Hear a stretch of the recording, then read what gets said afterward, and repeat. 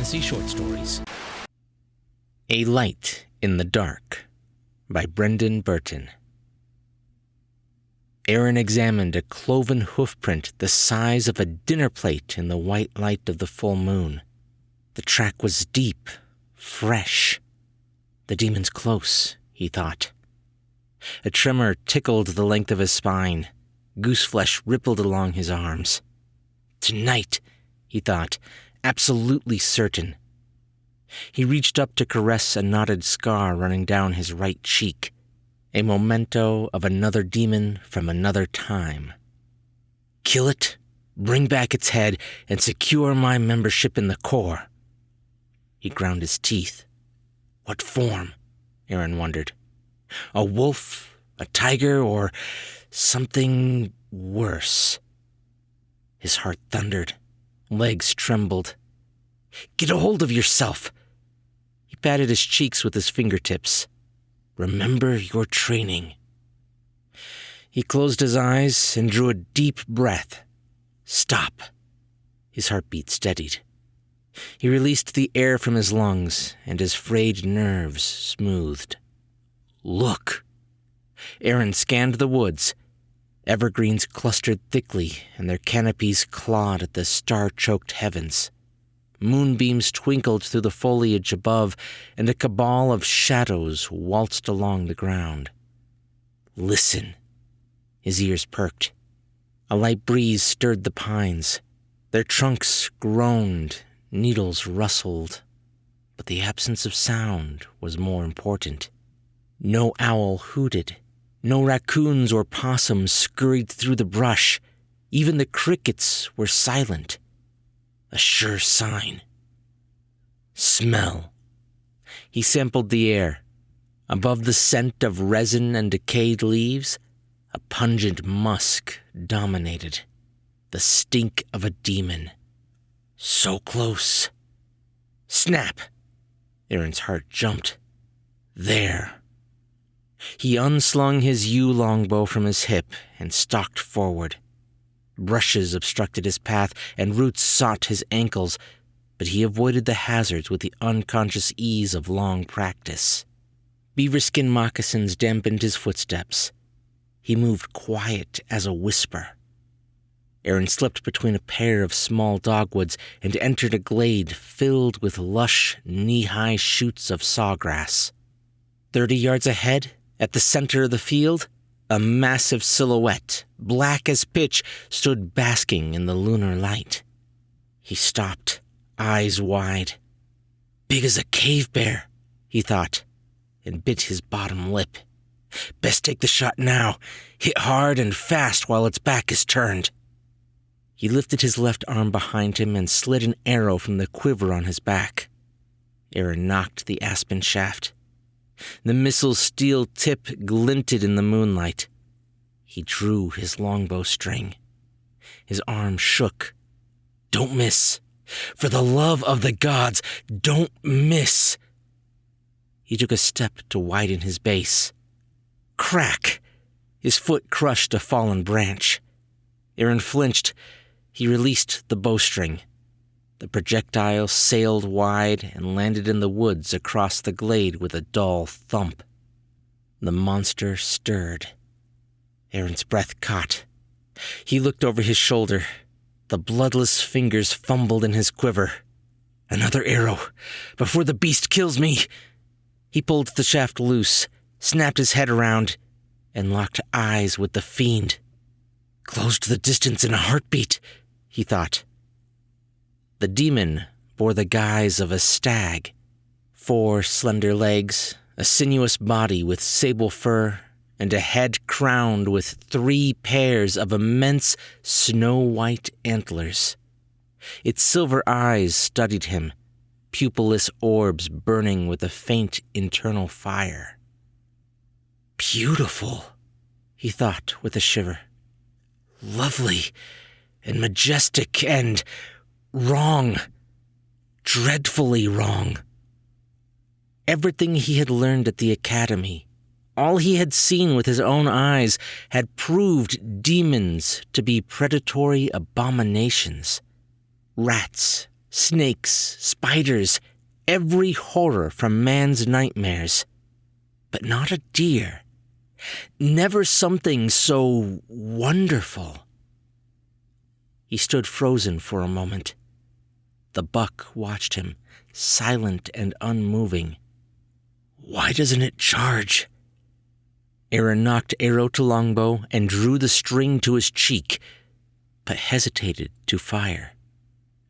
The buck lifted its head. Its nostrils flared. Aaron's arms twitched. What's it? The beast opened its mouth, and the light of the moon and stars were sucked down its maw like wisps of steam. Darkness washed over Aaron in a tide. He couldn't move. His body floated without weight or direction, and all his senses deadened. What in the seven hells is this? His heart pounded in his chest, and a scream welled in his throat that his lips could not give voice. A point of searing illumination erupted against the void. He winced. 6 antlers, the crowning horns of the stag, birthed an aura of brilliance that enveloped him. Gentle warmth caressed his skin, passed through him, and continued across the abyss beyond. Incredible, he thought. The light faded. Once more he was left in the dark, but not completely. A flickering corona surrounded him.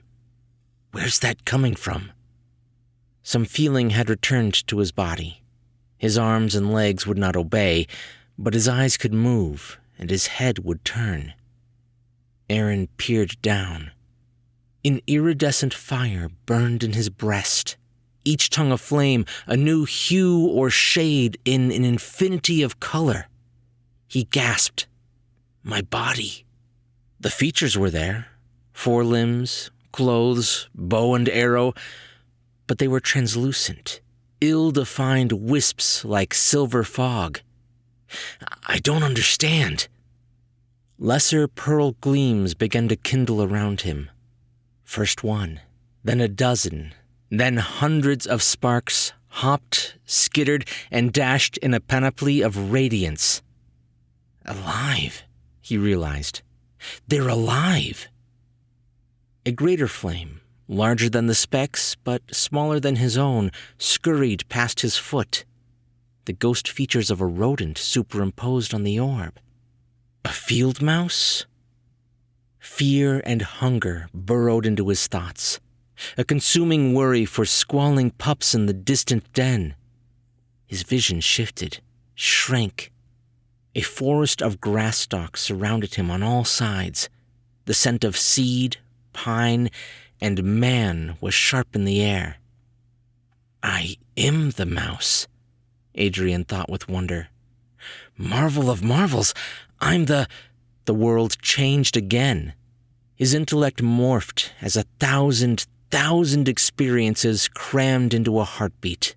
He was a raccoon nursing her mewling kits in the hollow of an oak tree, an arboreal weaver reading the vibrations of her web strings, a red vixen stalking the undergrowth, the gray owl flying silently overhead, eyes scanning the glen for prey. These lives and many more bled through him, became his own.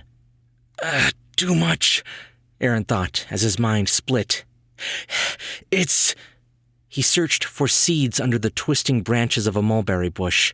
Nearby twigs rustled. Horror twisted his guts. He tried to flee. Needle teeth pierced his flesh. He was lifted from the ground, jerked back and forth. His spine snapped. Not me, he thought with a grimace. Wasn't... He swam amongst reeds and moss, dodging beams of moonlight lancing through the water. A long shadow moved to his right. Vacuum force sucked him back. Snap! All was dark. He thrashed, but was held in place, trapped. The air was gone. He could not breathe. His body spasmed, weaker and weaker, until movement ceased. No! Aaron attempted to build a barrier. to separate from the horrors that engulfed him. But the deaths continued. Blood oozed from his left nostril. "Please," he begged. "Stop!" A pillar of obsidian fire erupted in front of him. The power of the black inferno rushed forward, banishing all other sparks of life and engulfing Aaron. An immense alien mind intertwined with his own, clashed with and subjugated his will. Another consciousness peered from behind his eyes. The veneer of reality unraveled. All the flames of the world swirled together in a holocaust without beginning or end. "I understand," Aaron thought, gathering the last splitting fragments of his essence. His body trembled. "Please," fingers slipped. "No more. I don't want to kill you." The pull of the other souls drug him under. His hand dropped. The bowstring released. Arrow flew. Thump. The vision collapsed in a cascade of shattered glass. Reality returned. The demon sprawled in the sawgrass, an aspen shaft in its throat. Aaron dropped his bow. His knees buckled. He curled into a ball, buried his face in his arms, and wept.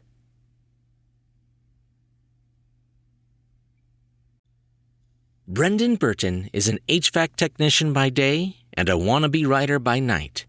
If you enjoyed his story, check out his Facebook page, facebook.com/thefightingwriter. Hey guys, I gotta say I love the misunderstood monster tropes. And I thought Brendan did a great job subverting expectation with that one. I really thought it was actually going to be a monster hunting story at first.